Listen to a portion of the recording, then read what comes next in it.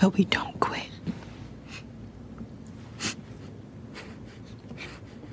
Whether it's 2 minutes or 2 days, we don't give that up. I don't want to give that up.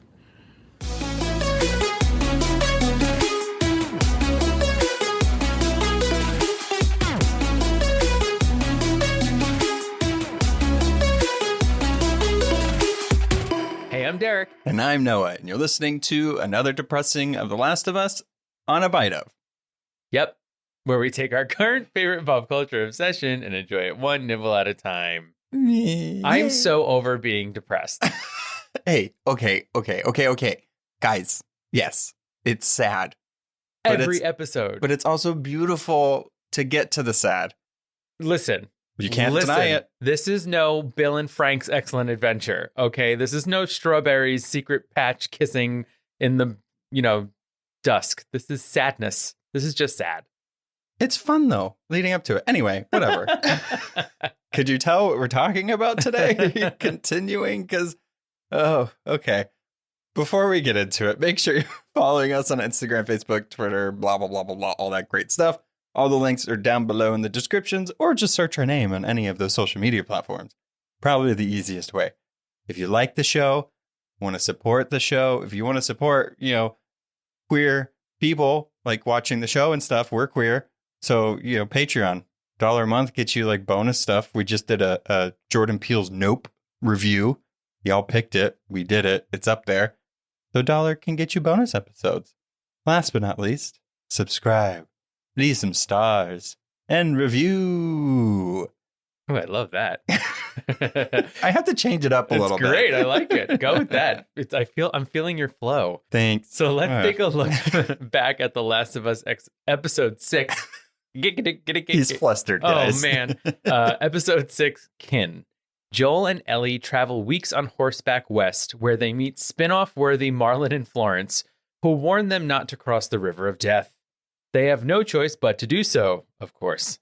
Following a heart-to-heart under the stars, Sheep Ranch, anyone? They find Tommy in a beautiful settlement in Jackson. The brothers are reunited, and Tommy tells Joel he's married to Maria and expecting a child. Yay. Suffering from panic attacks, not yay, Joel confides in his brother that he can't continue with Ellie for fear of failing her. Just as Tommy and Ellie are about to leave, Joel has a change of heart. They finally make it to Boulder to find that the Fireflies have fled. Only monkeys and raiders inhabit the campus. Defending Ellie, Joel is stabbed and left bleeding in the snow. Okay, not just stabbed, impaled with a handle of a baseball bat. Oh my God. I mean, it was not as graphic as a video game, I will just say. He fell from 2 stories and landed on a giant wrought iron spike. Oh. Yeah, not great. How did she get him off of that? He kind of pulled himself off. It's fine. Anyway, spoilers ahead. Spoiler for all of The Last of Us and episode 7, Left Behind. Let us officially take a bite of The Last of Us episode 7, Left Behind. We're in a tip-top form right now. No, it's taking my lines. I'm just I'm flustered. I'm flustered. Okay. Yeah, before we were recording, what Noah was doing was rewatching the video game. Yeah, version of this. So this, let me explain. Please do. While also laying the groundwork. So if you don't know, this episode takes a step back again. It's almost like the Bill and Frank, but it interweaves it to the current time very beautifully. But this is based on the DLC for the first video game, Left Behind. And they also did an offshoot comic. This is kind of where it was born from. So you have 2 different ways to get the story. So I had played it. When did this come out? 2013. So I played it years ago. We were just children. And I was I think there was something else at the end because of how this episode ends. I was there has to be something else. And I rewatched it and it just got real sad again. It's just as good in the game as it is the show. I'm just saying. It's so sad. And after last night's episode, I think because you played it, you're a little more attached to the material. Oh, yeah. So in watching it, I kind of felt numb. That's how I felt at the end of last night's episode. I just felt sort of like, oh my gosh, it's just so sad all the time. And so That's The Last of oh, Us. They can't be happy for too long because of the world they live in, which is unfortunate because that's how they wrote it, but that's the property. I do wish that I didn't know major plot points though. Like last night, I knew how last night was going to end. So the entire time I'm going like, who cares? It's going to be so sad anyway. This is why I tell you to stop spoiling things for yourself. I'm sorry. I had 10 years to be spoiled. Yeah. Well, it's a long time. Yeah, I waited. But so this episode is really interesting because it does tell Ellie's story. This is as much of her past as we really get in the game. And it interweaves it with Joel dying and her decision. So the opening, I thought, did it very skillfully in connecting those two. He's dying. What does she get? She's a child. They're also like in the middle of nowhere. She's not a doctor. What is she going to do for him? She can't do anything. So he tells her to leave. Just go. What is she going to do also? Like, I thought it was impressive. I mean, when we last saw them, he fell off the horse into the snow. And so I liked that in the beginning of this episode, you can sort of put the clues together of how she got him there, right? Yeah. They rolled him onto a sleeping bag, which they dragged behind the horse and found this random house and got him all the way into the basement. It was just, I liked that we didn't have to see that part, but we could piece it together. Yeah, that's a great visual storytelling to where some people like Derek like to know, like, how did you get there? Because you mentioned it in the last one when we talked about it. Like, how is she going to do this? They answered it for you. Yeah, and that horse was just standing in that garage like, geez Louise. Yeah. She goes to leave because he physically pushes her away from him, which is very upsetting. And she goes to leave. And in that split second hesitation that she has like a whole life in a minute. She remembers the story with Riley that led right to the events of the current story that we're at. I really liked seeing Fedra School. It was very interesting. But did you think what we saw was what you expected? Like, did you expect it to be like that? I kept trying to piece together how it came to be. Did a school like this, so Fedra really didn't exist before anything spread. No. So they just took over some other school and made it a Fedra training school. Possibly, if that even is a school. Yeah. So I mean, it could be like a YMCA or something. Yeah. So when you think of like military training, you think of like barracks and things like that. But here we see that it was just it looked like a high school. Right. So I think it was like surprising in that sense of the government taking whatever they can to make these training areas. Well, I will say that it is like the faculty or the principal, I should say, what's his, like, Director Kwong? Captain Kwong. Okay, sorry, Director, Captain. It's the same thing. Is nicer in this than in the comic that it came from. They're very much more military and like drill sergeant-y and also just assholes. But I like that this show is making a point to not like really say Fedra's bad. We've seen it, but also not saying Fireflies are good. Mm-hmm. So it's like, what side is good or bad, but they're not really painting the picture as a distinct, this is good, this is bad. This, so it's interesting to see it that way. I think it's a story of people, right? And so in both sides, you're probably going to find good people and you're going to find bad people. And actually where Ellie was with a good person, a person that believed in her, and there's little clues around his office, right? We see that he has the framed photo of his family and we have to wonder, are they still around? Probably not, because I think there was an amusement park in the background and I don't think. Right. And can they still develop film now?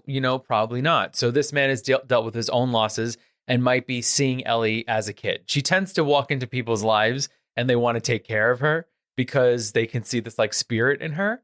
So I think we were expecting, right? We were expecting this to be a really bad place, but it felt like high school gym with a high school bully and a principal that cares. Fucking Bethany's. The Bethany's suck. Bethany. Like, leave her alone. She probably has the only functioning Walkman in existence. And you're gonna her last 2 batteries. Don't do this. Oh my God. I mean, we do have to also say about how they have electricity there. as Yeah. well. Not the best working. I mean, the lights were flickering. It was a bit of a strobe light, but the government has been able to ration its resources. The confrontation that Ellie has with Bethany, I found it gave us some hint again of who Riley is. Like, we've heard the name before and we kind of got little pieces of it, but still we haven't really been introduced to her yet. And I like that this moment really showed that, like, whoever Ellie like loves or cares for, like, you don't talk about them. Like, it's showing that, like, a base value before she got bitten, before she really got catapulted into the story, like, that's who she is. And it stayed there. And she also made Bethany get 15 stitches, which is amazing. Yeah, she's a fierce spirit. And one of the things that happens, though, in this talk with Bethany is that Bethany says, oh, your friend is the one who would do something. So it almost feels like Riley, I don't know, like embedded something or brought something out in Ellie that wasn't necessarily there at all the time. You know? I don't know. I just think it's interesting that Ellie is like this person that people look to, but she might not have been as fierce as she is now when we meet her in this story. Right. Yeah. Well, she had to go through some bullshit to get to where she is. Mm-hmm. But this really does, it leads into the main story. So when we finally get to see her bedroom, which is cool because we got to see all of the posters and the things that she has around her room of things that she loves, but she might not ever actually experience until Riley has some play into it. Mm-hmm. But I loved seeing her bedroom, and I love that there was, I'm not going to spoil anything, but there was some Easter eggs from the second game in there as well. So it shows that through line that, yeah, she was always like dinosaurs, guys. She's always like space. Not to mention, she had the first volume of the pun book. Yes, the first one, not the first second one. Right. So puns are just part of her. Yeah, they're amazing. Storm Reed comes onto the scene. These two, I mean, if anything from this show you should take away, they are so good at acting. They're so young, and they're forces to be reckoned with just their acting ability. It's just so, to have somebody that is around the same age as Ellie come in there and have to be in the same scene as her this far into the first season, after we've been with Ellie for so long, she really had to steal it. And I feel like Storm Reed really knocked it out of the park. Yeah, she did a fantastic job. There's something to be said about when you are a character, and I feel like this is sort of the same thing with the actor that played Joel's daughter. You have to be this character that only appears for one episode, but has to mean so much, unfortunately, to the other character that you're with. And so that's a big job for Storm Reed to have to come in. Like, this is the person that, like, was the reason why we know about Ellie. Right. Like, she had to be that person. Yeah. I mean, this is Ellie Sarah. Yeah. Basically. Oh my God. The connections between, like, there's just so many similarities between Joel and Ellie. Mm-hmm. And this is where we really see they're so similar, and they just need to, like, just get there. They do in this episode, like, there's finally like that connection. Yeah. But, it like, just took almost dying. Well, sometimes, like, it takes a big kick in the ass for you to, like, see something. For me, on the other hand, I'm a person that all is between, you and my emotions is a trench coat. Oh my God. Yes, 100%. So I'm like, guys, just let your guard down. Just talk to each other. But absolutely not. Yeah, I probably fall more into the Ellie and Joel camp for sure. Except when I'm talking about this show and I'm just so sad and emotional. And crying in the office. But so we get, the rest of this episode is just so much fun. It's full of, like, innocence and wonder and first love and, sexual awakening and stuff. It's just so well done. They told another queer story beautifully. Mm-hmm. And the great thing about it is that's how it was told originally. They added to it and fleshed it out a little more. But the fact that, 10 years ago, we did get something like this. I'm just so happy that people are, like, seeing what video games and stuff like that, other media could possibly be. I mean, in 7 episodes of this show, the 2 main love stories we've seen were both queer. Yeah. And I mean, we can't speak to Tess and Joel. I mean, they probably were, but we'll never know. I mean, we saw them. We saw him be the little spoon to her big spoon. I mean, that was all we got. He was drunk. When was he not? He was dark times.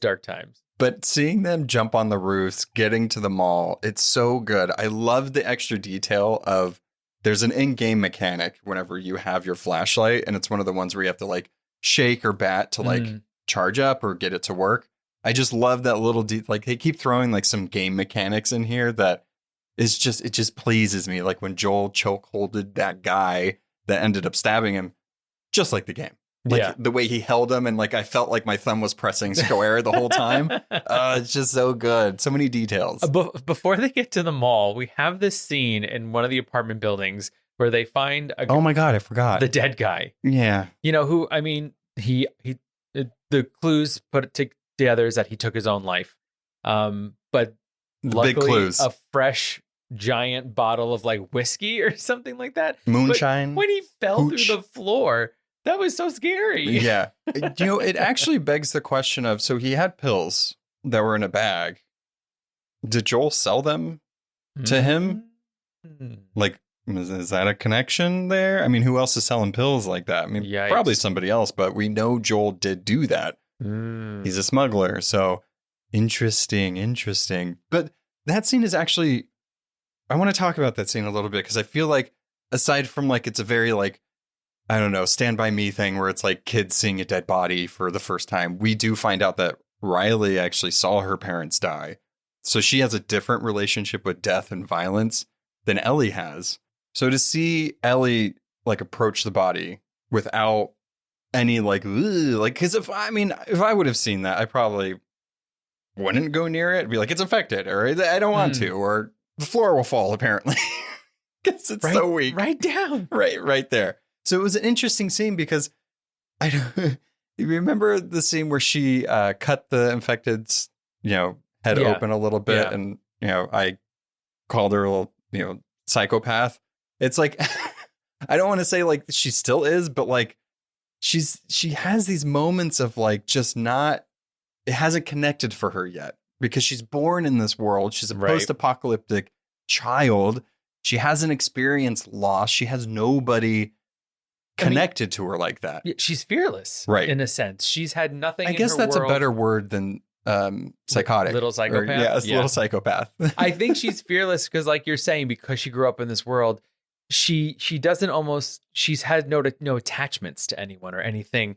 So she's never had to grieve. She's never had real loss until this episode. But she doesn't have to fear these things because she's never experienced them before. So seeing a body is just seeing a body. And there's also probably no one that taught her like, oh, when someone dies, you mourn them. And I don't know, they just throw them in the fire. Yeah. So her world has completely shaped her. And I also think, with Riley having loss in her life and seeing her parents die, I think that this is also what's driving them in these two different directions, right? Riley's looking more for community while Ellie's sort of just looking for a clearer path for herself to like leadership or something. Or something. Yeah. Anything. I mean, she's clinging on to the things that are hers. She doesn't, I mean, what does somebody in this Last of Us world have?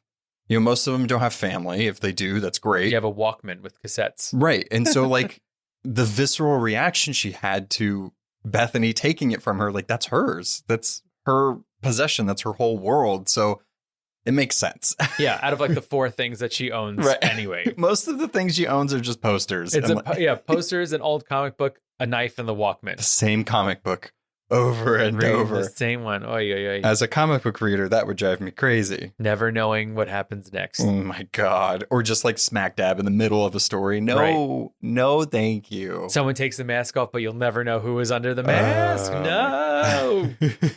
So the mall that has 5? Originally 4 wonders. Revised to 5. This Ksenia Sereda, that director of photography that did this, is this episode. They built this whole mall, but the way that this was shot, it was just good. Like it was just so like nostalgic. It felt normal, but also like didn't feel normal because of the setting of everything. It was just beautiful. I loved the eyes of wonder that she had whenever Riley turned on all the lights to the mall, and just how it just a flood of color came into a very dark and beige and gray world that we're kind of used to. So good. So good. Yeah. And the set, like you're saying, is just so fantastic, so spot on. Anytime they walked past a store, you knew exactly what store it was. Victoria's Secret. I guess is this considered product placement? I don't know. Victoria's Secrets, The Gap, Bath and Body Works. Is it if half of the letters have fallen off of the logo? And works. Yeah. So probably not. Or just app. They don't have to pay nothing. I guess. I don't know. Or maybe they're just like, thanks for putting it in. That's really great. Oh, the number one show in the world. Thank you. Yeah, we'll take it. The Gap's like, well, you want more cargos? We got them. Yeah. For the world. But it made me feel nostalgic for mall life. Did you have a mall life? No. You weren't a mall guy? Still not. Oh, I never cared for malls. That's so sad. I'll go into them, but I know exactly where I need to go, what store I need to do. I'm not like, occasionally I'll be like, okay, let's walk around since we already came here for the one thing we already got.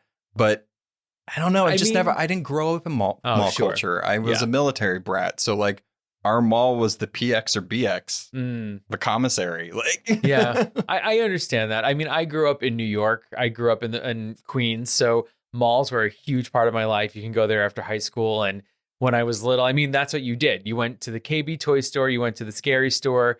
You went and played in the arcade, and then you bought some stuff you really didn't need. So I completely got that, like, whoa, this place is amazing. Even when you're little, it's just so exciting. For me, it was always so exciting to go to the mall. Well, they also never experienced it. They've heard about it. Mm-hmm. So like to be a person that has always heard of these things and has media or whatever people telling you from before of how things were, and experiencing it kind of was actually a great gift that Riley gave Ellie, because if Riley didn't do it, nobody was going to do it. I do feel bad that they would never have experienced Cinnabon, which is one of the greatest experiences on earth. They probably could have. I don't think that stuff goes bad. 20 years is fine. 20-year-old cinnamon roll. It's fine. It's in the tube. Possibly. It's fine. Oh, wait, no, flour. That's probably where the cordyceps spread, so probably not. Let's not do that. Deadly. Not just for your digestive tract anymore, folks. No. Just taking over your brain. Yeah. I shouldn't have gone to the mall and had that Cinnabon. Too late. But throughout this whole episode, we see, these looks that are exchanged between both of them. We see kind of these brushes, these touches, these longing looks at... They almost hold on for too long. They almost situations. Do. Riley, whenever they're in front of the Victoria's Secret store, and Riley's like, oh, I'm just like imagining you in that. And it's a joke, but she's kind of testing the waters a little bit. They're both, what's really funny is they're both like have liquid courage. So that big bottle of moonshine or hooch or whatever, they sip it periodically. And I think it's to their benefit almost. Oh, absolutely. Because they're like, I don't know where this is going, but like, I need to muster something up. I need to like be kind of comfortable in this. It's in comparing this episode to the Bill and Frank episode, they still share some of those same beats, right? Of two people coming together, feeling unsure about maybe their feelings and if the other one shares it. But in this one, it's a lot more sweet, obviously. I think that, no matter if you're queer or straight or whatever, that the feeling of a crush is the same across the board. So these are just two teenagers that are feeling those feelings. And I think anyone can reminisce about that. Yeah, I will say that I do like that they show, I think there is a through line, and I think it is similar no matter what your sexual orientation is or what you identify as. I think, trying to see if that person has the crush on you. But then there's that added layer, especially when you're LGBTQ, you don't know that, is this okay? Because if they don't, it's awful. Not only because a friendship could possibly survive if it's between a male and a female or opposite sex. Whenever it's the same sex, it's a little scarier because you usually start as best friends. And then if it does not work, there's a lot more kind of writing on that. I mean, when you're 14, you're not going to be surrounded. You can't like you know, and a lot of times if you can find an LGBT center, that's fantastic. But a lot of times you're in school by yourself, feeling like the odd one out. I don't think Fedra has one of those. No, they don't Unfortunately. have. They don't have. You know, fun Friday nights for the cool kids. No, not at all. So it was sweet, and it was real, and it was great that they added those moments in here of them just kind of looking at each other, and specifically on the carousel when, you know, they're on the carousel and they're looking at each other, but then Ellie really starts looking at her, and you can see that she's kind of like putting these feelings together a little bit, and like she's doing all of this for me, right? Like just for me. And it's, you know, there's also that thing, right, where you're kind of like, am I looking into it too much? Right. You know, and I think she's feeling that emotion as well. It's like she also doesn't want to get her own hopes up that it means more, because maybe my friend just came back. But it is that sort of uneasy feeling. But at the same time, you're watching Ellie get excited. Yeah. Yeah. I think it's you brought up a point that I think we should talk about before we go any further. And it's Riley deciding to join the Fireflies. And we get her version of why she did that in a conversation with them. And it turns out that she was going to be put on like sewer duty or something. Sewer duty, which why? I mean, cool. Like, that's it? Like, that's what you're going to be? Like, you know, that's what you're going to do for your life at 16. Like, I don't blame her for trying to find something else. And they found her. They're like, I like what you do. You have a purpose. You could do this. Now, right? Will I say it's a good purpose, or is it being used in a certain way? Well, to me, it even feels predatory, right? Yeah. Marlene is waiting in the shadows somewhere going, oh, hey, you're really good at sneaking around. Have you ever thought of maybe joining another blah, blah, blah? So it feels like, not to say that Riley doesn't have those talents, but... Or Marlene was necessarily being predatory. But it feels like, right, I'm a group and I'm trying to get people to join it. I mean, that's why some people in the QZ saw the Fireflies as a cult. Right. You know, so... Because they're coming out of the shadows and being like, hi. Right, and you're seeing a kid who's impressionable. Yeah, so, oh, look, you could stay in the mall. Yeah, Ooh. yeah. So it felt kind of icky to me. But I think the point is, though, is that Riley needed someone to say that to her. Yeah, and she sees... So we get the impression that they've talked about doing this type of stuff, like talking about what the Fireflies are doing or talking about liberation or rebelling. And Ellie makes a point to say there's a difference between like talking about it and actually doing it. So it's interesting to see those beliefs kind of clash, but also Ellie being a little more reserved because she had that conversation with the captain. And he's pretty much telling her like, look, if we don't hold this together, it's going to go to shit. And we saw what happened in Kansas City.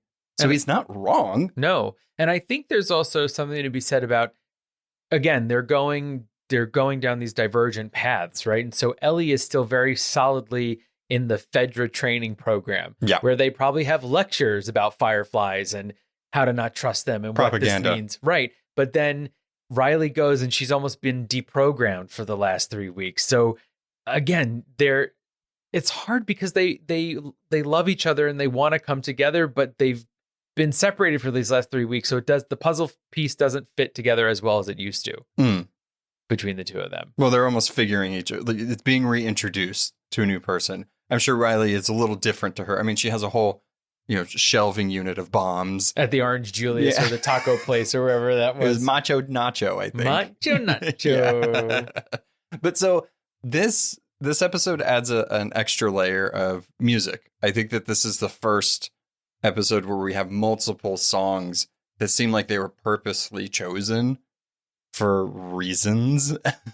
I did like that there was one that played during the carousel, and you couldn't really hear it too much over the carousel music and also Riley and Ellie talking.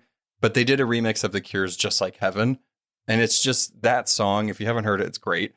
But it talks about holding her hand and kissing her and wanting to do that. So the music in the background is almost like giving you those extra hints or almost like saying what the characters have in their mind. Oh, it's good. Those little details that they chose for this episode. The team here, they're not playing any games with what they're doing. I feel like everything they do has a very clear point and purpose to it. And I think that those song choices were just spot on. Yeah. The Take on Me by the Ahas, one of my favorite songs, one of Ellie's favorite songs. So, I mean, it makes sense that we like each other so much. But I do like that they used it in this one. And it's going to be something that I'm not going to spoil anything, but it does come up in the second one. And it's just great. I love that it has to do with love interests. And I like that it's with her first love interest. So they're almost like bookending a lot of things. It's just a great little detail. I mean, we're in some sort of past, present Ellie love triangle. I mean, last episode we got Dina maybe peeking around the bend there. And then now we have Riley. It's great. I want Ellie to have all the love interest possibilities. Yeah. In thinking about this romp through the mall, there were the 4, now 5 wonders. I mean, except for the escalator, which of the 4 would have been your cup of tea? Well, not to skip to the end, but the Halloween. Really? Yeah, the Halloween. You know how much I love Halloween and stuff like that. If I was deprived of knowing that love, but loving it at the same time, and knowing that there was a store that somebody could have taken me to, head over heels. The Ookie Spooky store? Head over heels. Dancing on top of cabinets with masks on to, oh my God. Oh, that made me very nervous. I thought they were going to fall through the cases. Yeah. It's not Final Destination. So I also was nervous when they were jumping on the roofs earlier in the episode. I was like, ah. They were very close together, thankfully. Thankfully, yes. Yes. I think for me, it would have been the arcade. I liked going to arcades when I was little so I can win tickets and, cash them in for rings. You know, as a young child, stuff didn't do it for me. Not even... I loved playing the games. Okay. But I never used the tickets. Oh, the stuff. Yeah, I gave it to one of my siblings or something like that. But I didn't care because all the the stuff I would have wanted, I'm like, my parents would never give me money to play enough games to get that stuff. I was addicted to the game where the alligator comes out and you hit him with a mallet and he goes, ow. And then I would get enough tickets that I would buy these big chunky plastic rings. Oh, and God. They were like... They were sharp? No, they were like big gem on top, and there was like a bubble in the middle of it, and I had them in all the colors. And as a crossover, I would use them as Captain Planet rings. So that's deal fun. with that. That's fun. You used them for your other games. Fashion and function. Yeah, I liked the physical games. So like the ones where you had to that electronic jump rope one where you had to jump over the thing. Yeah. The one with the spider one where you had to hit all the things. Sure. I liked those ones. Those ones were probably Well, you do my have favorite. longer limbs, so you were probably good at that spider Just one. smack my body all around that arcade. That was me. That was you, and I was the one prancing around with rings on. The bowl cut blonde smacking his body against all the things. That was me. I got it. But so the wonders that she planned, fantastic. We can't not talk about her giving her the second volume to the pun book. I mean, the thought that Riley put into this.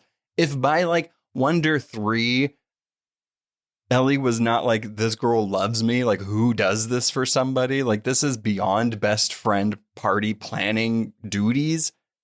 She had to. Yeah, she had to have that would have clicked. I mean, Noah and I, we give each other books as presents. All get the time. it. Yeah, I all get the it, time. especially as a book collector, when you can get the next volume in the set during the apocalypse. That means even more. Sparse. All of them are used. No new books. Everywhere's the Strand. Yeah. That's it. But so this is where we start getting one of the big diverging paths that is going to be with these two. And just like the military, just like the government, just like federal, just like all this stuff, the Fireflies are stationing her somewhere else. So Riley kind of wanted to do this big last thing for Ellie to almost cushion the blow, to show how much she cared for her, how much she loved her. Yeah. Very sweet, but Ellie is Ellie. And again, she's going to be left alone. The only person that she had that was family, friend, anything, is telling her that she's leaving. And she chose to do that. And in this moment, Riley's also telling her, well, if you wanted to come, you could, but you have to decide right now because we're leaving tomorrow. Yeah.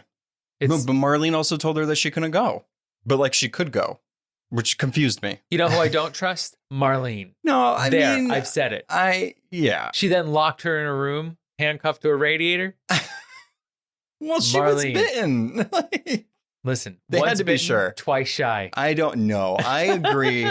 I agree with Marlene on that one. I don't try. This Marlene is just, she's in the street. She's trying to get kids to join the Firefly. She's taking them captive. She's sending them across the country with strangers.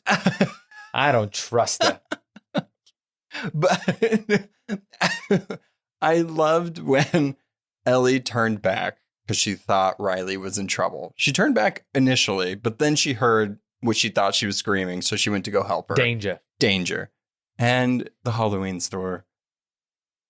Let's talk about them dancing on top of the cases to I Got You, Babe. We just did. With literal masks on. Yeah. Because they are masking who they truly are and their feelings. Yeah. Stop it with the metaphors and the poetry. I can't take it. Even though it was a very scary clown and a werewolf, it was still touching and meaningful. Yeah. The scene that we get that like during this, when we saw the infected kind of like twitch and come to life. Yeah, that's where it obviously went all downhill. I'm going to pass. Yeah, it is what the show, it is what the universe is. We knew it was coming. But just the scene of them dancing, of Riley, like just, making Ellie just fully just be in the moment. She was hesitant at first, but Riley is that person that can break her out of her shell, even with the mask on, but she could do it. Etta James, I Got You, Babe. Perfect. Mm-hmm. Perfect song to play in this. Those lyrics. Do you know the lyrics to that song? Aside from I Got You, Babe? Babe. Yeah. I got you, babe. Well, one of the particular lyrics that plays, especially before they take off the masks and share a very sweet and innocent kiss, is people say that we don't know what love is or how to make it grow. Well, I don't know if that's all true because you got me and baby, I got you. And it's perfect because they're so young. They're so young and they don't know what love is, but they're figuring it out on their own. It's so sweet. And I spoke about this when I talked about my thoughts of the Bill and Frank episode. But again, when you are queer, LGBT, when I was little, it almost felt like I would never find another person. Hey. So did it. But when you do find another person, especially when you're that young, when you have like your first love or whatever, it feels like I never thought this would happen. I always thought I was alone. And so that, when we always put that layer on top of an apocalypse, it just means a lot more. So again, we find these two queer characters who, against all odds, manage to find each other. Yeah, and are experiencing that together and figuring it out together. And when they share their kiss, it's so sweet. And you see Ellie like really smile, like a goofy kid smile for the first time. It's so sweet, but it's The Last of Us, so it cannot last. I don't understand. These infected, that guy was like growing into a wall. Yeah. He was sleeping for so long, and then he's like Sonic the Hedgehog. Yeah. No. Yeah. He's dormant until he doesn't need to be. I don't believe it. I don't like it, and I don't believe it. This scene is so visceral, so intense, terrifying, and it just keeps adding.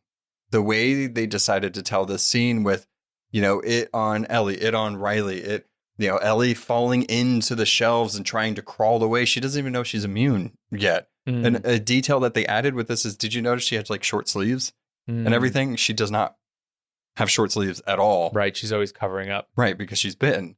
So seeing that and seeing that they're children dealing with this, and only Riley is the one with the gun and she wasn't able to take it down, is just so scary. It's so scary. And then the way they told it was, oh, she sees that Ellie's bitten. Ellie's reaction to it, just trying to wipe it off, blood keep coming out. That got me. Yeah. Her saying, no. Yeah. Oh my gosh. And then Riley revealing that she's also bitten. And it's just so, to put in Riley's words, it's just like, just be all poetic and shit. Like, it is so sad, but it's also, until she finds out that she's immune, it's almost, she kind of calms down after she's done breaking shit, because they're still going to do this together. I mean, what better way almost? Well, that's something that really added to the emotion of it all was this is literally the night before they set for their futures. Yes. And it stopped. Yep. In literally not even a minute. It just adds to the weight of everything. And now they have no futures anymore. Yeah. Oh. Well, Ellie does, unfortunately. Well, she didn't know. They thought it was over. But I love this conversation that they have. It's so, this just kind of speaks to what I was saying earlier, how Riley knows loss. She knows violence. And after Ellie has her tantrum and breaking stuff, which I don't blame her, go ahead, break everything you want. She tells her, like, even if we have 2 minutes or 2 days, like, why waste them? She says those 2 options, and one of them is to use the gun just to end it quickly, or just kind of hang out a little more because those minutes and seconds and days that you have with that person is worth more than just ending it quicker than it should have been. So 2 more days of Mortal Kombat, baby. I mean, they have all the coins. You can learn all the special moves. Yeah. It's just, it's so sweet. It's so mature of that character, and it's so loving of that character. And I'm glad that it cut off when it did, because we know the rest. We know that Marlene found her. We know that she had Ellie, and then that's what brought Joel and Tess into the thing. And then here we are. But going back to present day, she thought of that. She thought back to Riley after Joel told her to leave. And she said, you know what? Fuck that. I'm not going to lose again another person. She's been through that, just like Joel. He's lost people. He's not going to do that again. So why would she? It's so good. And then she finds some thread. Hallelujah. And it feels like, there's that part of you when you're watching it and you're like, does she have the training to do that? And it's like, well, no, that doesn't matter, Derek, actually. Yeah. It doesn't matter. I mean, like, good thing she has that innate ability to be like, oh, skin needs the clothes. Right. So she's just like... She got to that level of Fedra medical training. Yeah, it's not a butterfly stitch or anything, but it's there. It's going to help, hopefully. And maybe one of the most beautiful things ever is as she's doing this, Joel opens his hand and takes hers and his. I mean, you have to think that, like, you're thinking about how he played the scene, how Joel reacted to the scene, and the words he was saying, and his face was saying a completely different thing. Yeah, and his tears, his very real tears. Yeah. Oh, man. I mean, he was telling her to leave. He probably thought it was the right thing to do, but he knew he didn't want her to leave. Like, why would you want to die alone? Why would you want to, And I even think there's the thing of once she leaves, he can no longer protect her. Yep. He knows that, she's going to go out there and what's going to happen to her? She doesn't know even where to go. Right. Where the hell are we? Yeah. He's like, go north. She's like, I don't know where that is. What does that mean? Up in the air, towards the sky. Where does that mean? But, oh man, that moment is just so sweet. And that's really the growth that these characters got to.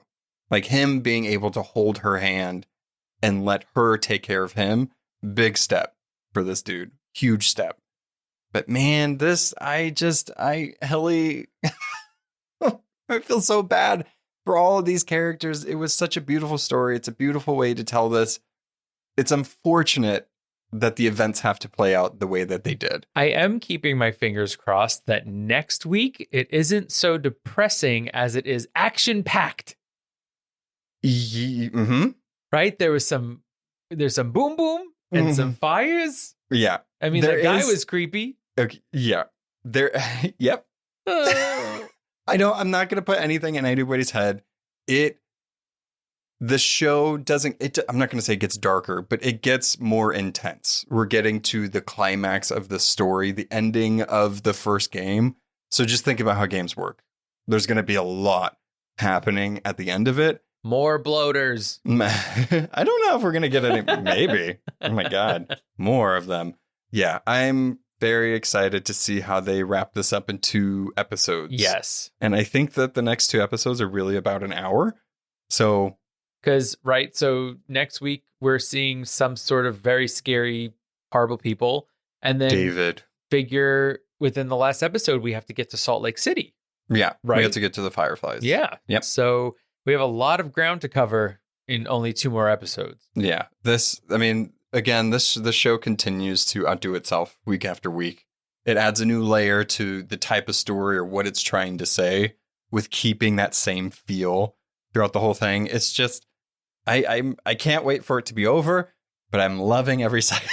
Yes, I need a breather. We've just had an intense month across the board here in the Abide household. So, some levity would be nice or something. That'd be real nice. But let us know what you thought of this episode. What was your favorite mall thing? Yeah, what was your favorite wonder of the mall? Yeah. Or, you could just make up your own. Like, well, what that's do you what love? I want to know. Okay. I want to know, like, if your favorite thing was to go into Yankee Candle and smell all the candles or go into Claire's and buy jelly bracelets. Oh, I've never been into a Claire's. Oh, well, they're not, accessories galore. But I haven't been in one recently either. I only used to go when I was in high school to buy sparkly jelly bracelets. And puka shell necklaces. I never wore a puka shell necklace in my life. It was turquoise. How dare you? Real turquoise. Oh, man. All right. Well, next week, we got the penultimate episode. Your favorite word. It is my favorite word. I was saying it early. Oh. The penultimate episode of The Last of Us. Of The Last of Us is a weird sentence to say.